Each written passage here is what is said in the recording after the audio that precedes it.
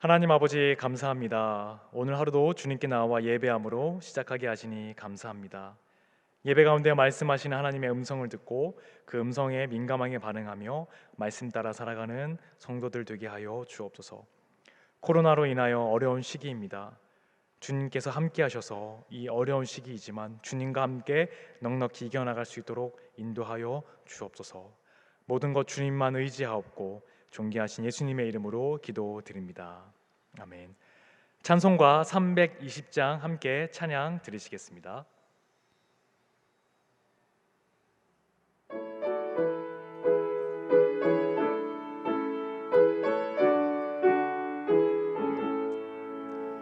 나의 죄를 정케 하사 주의 일꾼 삼으신 구세주의 넓은 사랑 항상 찬송합니다. 나를 일꾼 삼으신 주 크신 능력 주시고 언제든지 주 뜻대로 사용하여 주소서. 내게 부어 주시려고 은혜 예비하심 주의 은혜 채워주사 능력 있게 하소서. 나를 일꾼 삼으심 주 크신 능력 주시고 언제든지 주 뜻대로 사용하여 주소서. 죄의 짐을 풀어주신 주의 능력 크도다. 나를 피로 사신 예수 내 맘속에 오소서. 나를 일꾼 삼으신 주 크신 능력 주시고 언제든지 주 뜻대로 사용하여 주소서. 내게 성령으로 충만하게 채우사 생명수가 강물처럼 흐르게 하옵소서. 나를 일꾼 삼으신 주 크신 능력 주시고 언제든지 주 뜻대로 사용하여 주소서. 아멘. 오늘 새벽에 주신 하나님의 말씀은 출애굽기 39장 22절에서 31절 말씀입니다. 출애굽기 39장 22절에서 31절 말씀, 생명의 삶은 96면, 97면에 있습니다. 하나님의 말씀을 봉독하겠습니다. 그가 에봇 받침 긴 옷을 전부 청색으로 짜서 만들되 그 옷의 두 어깨 사이에 구멍을 내고 갑옷깃같이 그 구멍 주위에 깃을 짜서 찢어지지 않게 하고 청색, 자색, 홍색 실과 가는 배실로 그 옷 가장자리에 성류를 수놓고 순금으로 방울을 만들어 그 옷 가장자리로 돌아가며 성류 사이사이에 달되 방울과 성류를 서로 간격을 두고 달아 번갈아 그 옷 가장자리로 돌아가며 달았으니 여호와께서 모세에게 명령하신 대로 하였더라. 그들이 또 직조한 가는 배로 아론과 그의 아들들을 위하여 속옷을 짓고 세마포로 두건을 짓고 세마포로 빛난 관을 만들고 가는 배실로 짜서 세마포 속 바지를 만들고 가는 배실과 청색, 자색, 홍색 실로 수놓아 띠를 만들었으니 여호와께서 모세에게 명령하신 대로 하였더라. 그들이 또 순금으로 거룩한 패를 만들고 도장을 새김같이 그 위에 여호와께 성결이라 새기고 그 패를 청색 끈으로 관 전면에 달았으니 여호와께서 모세에게 명령하신 대로 하였더라. 아멘. 이 말씀은 살아계신 하나님의 말씀입니다. 오늘 새벽에 나오신 여러분에게 하나님의 귀한 은혜가 함께 하시기를 간절히 소망합니다. 오늘 본문은 부살렐과 오홀리압의 주도 아래 제사장이 에봇 아래에 받쳐 있는 의복과 속옷 그리고 거룩한 패를 만드는 과정을 나타내고 있습니다. 부살렐과 오홀리압의 지휘 아래 직공들이 제사장 에봇 아래 받쳐 입을 긴 옷을 만들었습니다. 이 옷은 무릎 아래 발까지 덮을 정도로 길게 내려오는 일종의 거룩한 옷으로서 여호와께서 모세에게 명령하신 대로 제작되었습니다. 이 옷의 제작 과정을 기록한 본문은 제작에 관한 명령과 지침이 기록된 출애굽기 28장 31절에서 35절 내용과 거의 일치합니다. 이 에봇 받침 옷은 청색 실을 사용해 통으로 짜서 만들었습니다. 두 어깨 사이에 구멍을 뚫고 머리를 밖으로 낼 수 있게 하고 구멍을 뚫은 부분 둘레에 깃을 짜서 찢어지지 않도록 했습니다. 기본 형태는 이렇게 만든 다음에 청색, 자색, 홍색 실과 배실을 함께 사용해 옷 가장자리에 석류 모양으로 술을 놓았습니다. 석류는 무화과와 감람나무와 더불어 가나안 땅의 대표적인 식물이었습니다. 어떤 주석가는 후대에 솔로몬이 건축한 성전 기둥머리가 석류 모양으로 장식되었다는 사실을 이 구절과 함께 언급하기도 했습니다. 석류는 아가서에서도 볼 수 있듯이 여성의 아름다움과 다산을 상징합니다. 석류를 이렇게 쪼개면요, 그 안에는 빨간색의 수많은 알갱이가 들어있고 또 달콤한 향이 납니다. 그런데 석류가 제사장의 의복 한 부분을 장식하게 된 이유는 이스라엘 백성의 약속의 땅 가나안에 들어간 후에도 하나님의 임재와 함께 다산과 풍요를 기초로 하는 샬롬과 행복을 누리라는 기원이 의복에 반영된 것으로 보입니다. 또한 석류를 뜻하는 히브리어 단어의 어근인 높이다, 올리다라는 뜻이므로 석류를 수놓은 것은 하나님을 높이며 영광을 올린다라는 의미로도 볼 수 있습니다. 무엇보다 이 석류는 예수 그리스도의 아름다움을 상징합니다. 그분의 아름다운 성품에서 나오는 향기는 사람들에게 참된 평안과 복을 안겨줍니다. 또한 석류 알갱이의 붉은색은 죄인들을 위해 흘리신 예수 그리스도의 피를 나타낸다 볼 수 있습니다. 예수님께서 십자가에 흘리신 보혈로 죄인들을 구원하시고 복음의 열매를 맺으셨습니다. 예수님이 땅에 떨어진 한 알의 밀알이 되어 많은 열매를 맺으셨듯이 하나님은 하나님의 백성인 우리도 그렇게 열매를 맺기를 기대하고 계십니다. 그렇다면 우리는 어떻게 열매를 맺을 수 있겠습니까? 석류가 쪼개져 향기로운 냄새를 바라듯이 그리스도의 사랑으로 이웃을 섬기고 낮아질 때 우리는 열매를 맺을 수 있을 것입니다. 하나님은 우리에게 그리스도를 아는 지식을 주셨고 또한 그 지식의 향기를 사람들에게 풍기게 하셨습니다. 그런데 안타깝게도 예수님을 믿는다는 그러한 사람들 중에 주변 사람들의 눈살을 찌푸리게 행동하는 경우들을 우리는 종종 볼 수 있습니다. 우리 자신도 그리스도의 향기를 바라기보다는 나의 욕심, 미움, 분노, 음욕, 탐심 등의 냄새로 주변을 혼탁하게 만들 때가 없지 않습니다. 우리는 하나님의 거룩한 백성으로 부르심을 받은 자들로서 예수 그리스도의 선한 향기를 발해야 할 것입니다. 이것이 바로 이런 자들을 찾아 구원하는 비결입니다. 성도들은 세상을 깨우는 소리가 되고 그리스도의 향기가 되어 하나님의 완전한 사랑을 드러내야 할 거룩한 사명자들입니다. 우리가 자신을 부인하고 십자가를 지고 그리스도의 사랑을 베푼다면 하나님이 우리를 사용하셔서 이 세상을 새롭게 하실 것입니다. 우리 모두가 하나님께 이렇게 쓰임받는 거룩한 하나님의 백성이 되기를 소망합니다. 이렇게 옷 가장자리를 석류 모양의 술을 놓은 직공들은 그 석류 사이사이에 순금으로 만든 방울을 달았는데 방울과 석류를 하나씩 교체하며 돌아가면서 달았습니다. 출애굽기 28장 34절을 보면 한 금방울 한 석류, 한 금방울 한 석류로 동일한 음가를 반복해서 식구처럼 배열함으로써 시적 운율을 살려 그 옷 가장자리를 장식한 석류 모양의 수와 금방울이 자아내는 아름다운 형상과 이미지를 극적으로 표현하기도 했습니다. 본문의 직공들이 제사장의 의복을 제작하는 과정을 묘사하는 데 초점을 맞추고 있기 때문에 석류 모양의 수와 함께 금방울이 빚어내는 아름다운 시각적 효과를 묘사하는 것으로 마무리됩니다.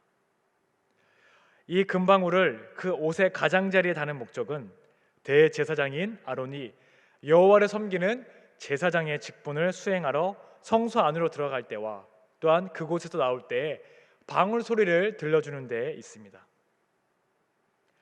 대제사장은 1년에 한 번씩 지성소에 들어가서 하나님의 임재 가운데 서야 했습니다. 그날 대제사장은 이스라엘의 모든 죄를 속죄하기 위해 하나님께 제사를 드렸습니다. 그런데 하나님은 때로 대제사장이나 이스라엘 민족의 범죄가 중대하고 심각하면 제사를 받지 않으시기도 했습니다. 그렇기 때문에 금방울 소리는 하나님의 용서를 알리는 기쁨의 소리였습니다. 하나님이 그들의 제사를 연락하시고 모든 죄를 용서하시면 대제사장은 금방울의 소리를 내며 지성소에서 나올 수가 있었습니다. 출애굽기 28장 35절 말씀을 보면 아론이 입고 여호와를 섬기러 성소에 들어갈 때와 성소에서 나올 때에 그 소리가 들릴 것이라 그리하면 그가 죽지 아니하리라고 말씀하고 있습니다. 아론과 그의 아들들이 제사장으로서의 직분을 이행하기 위해 성소를 출입할 때마다 금방울 소리가 나게 함으로써 그들이 그곳에 들어가고 나감을 알려 여호와의 거룩함을 범하는 일을 미연에 방지하는 데 또한 그 기능과 효과가 있음을 말해주고 있습니다. 제사장도 불완전한 인간일 뿐입니다. 아무리 거룩한 옷을 입고 하나님께 나아간다고 하더라도 그들은 하나님의 거룩하심 앞에 불안할 수밖에 없습니다. 하나님은 대제사장들이 금방울로 죄의 용서를 알리는 복된 소리를 내었듯이 세상에 죄의 용서와 구원의 복음을 들려줘야 하는 사명이 하나님의 백성에게 있다라고 말씀하고 계십니다. 이스라엘 백성은 성소 밖에 서서 기다리고 있다가 대제사장의 금방울 소리를 들으면 평안을 얻었습니다. 마찬가지로 지금 세상에는 구원의 복된 소식을 기다리는 영혼들이 있습니다. 그 영혼들은 참된 생명과 평안을 찾아 방황하고 있는 사람들입니다. 우리는 이 가련한 영혼들에게 복음의 빚진 자라는 거룩한 부담감을 가지고 그리스도의 복음을 전해야 할 것입니다. 예수 그리스도는 완전한 대제사장님이십니다. 그분은 우리를 중보하시고 또 하나님 앞에 나아가도록 하는 일에 결코 부족함이 없으신 분이십니다.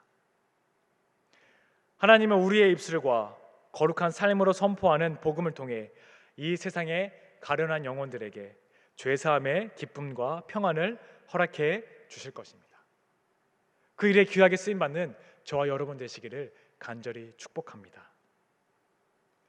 이후 직공들은 제사장이 에봇 아래 받쳐 입는 겉옷 다음으로 기타 의복과 장신구들을 만드는데 27절에서 28절은 그 중에서도 속옷을 제일 먼저 만든 것으로 묘사하고 있습니다. 우리 사진을 한번 띄워주시겠습니까?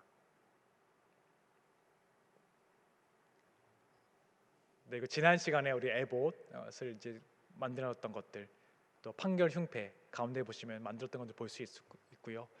위에 보시면은 이제 속 바지와 또 겉옷들을 만드는 사진들이 있습니다. 또 밑에 보시면요, 대제사장이 쓰는 관과 또 거룩한 성패가 있습니다. 네, 내려주시겠습니까? 출애굽기 28장에서 제사장이 입어야 할 속옷의 재료와 그 제작법에 관한 하나님의 상세한 지침과는 달리 본문은 직공들이 직조한 가는 배실로 아론과 그의 아들들을 위한 속옷을 만들되 가는 배실로 짠 세마포로 속바지를 만들었다라고 기록하고 있습니다. 출애굽기 28장 42절에는 이 속바지를 만들어서 허리에서부터 두 넉접다리까지 이르게 하여 하체를 가리게 하라고 말씀합니다. 그 후에 직공들의 세마포로 제사장이 머리에 쓰는 두건과 빛나는 관을 만든 다음 관은 배실로 짜고 그 위에 청색, 자색, 홍색 실로 술을 놓아 정교하게 띠를 만들었다라고 간략하게 기록하고 있습니다. 이 두건과 관과 띠의 크기가 제작 방식에 대한 지침도 또한 직공들이 그것을 어떠한 과정을 거쳐 정교하게 제작했는지에 관한 자세한 설명은 제시되어 있지 않습니다. 그렇지만 29절 말씀에 여호와께서 모세에게 명령하신 대로 다 행하고 라고 하심으로 이 모든 것이 여호와께서 설계하고 지시하신 대로 제작되었음을 알 수 있습니다. 이 두건과 관은 하나님 앞에서 머리를 가리고 겸손하게 나아가게 하기 위한 것이었습니다. 관은 또한 제사장의 직분이 영화롭고 아름다움을 나타내기 위한 것입니다. 제사장들은 이렇게 특별한 의복을 통해 겸손한 태도와 제사장의 영화로움과 아름다움을 나타내야 했습니다. 마지막으로 직공들은 순금으로 거룩한 패를 만들고 거기에 여호와께 성결이라는 문구를 도장처럼 새긴 다음 그것을 청색끈을 사용해 제사장이 머리에 쓰는 관 앞면, 즉 이마 부분에 부착했습니다. 아까 사진을 다시 한번 또 보여주시겠습니까? 아까 처음에 봤던 사진 다시 한번 이렇게 좀 보시면 좋을 것 같고요. 밑에 보시면 대제사장의 관과 또한 성패 모양이 있습니다.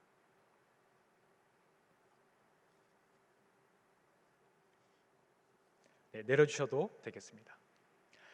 성결은 곧 거룩이라는 뜻입니다.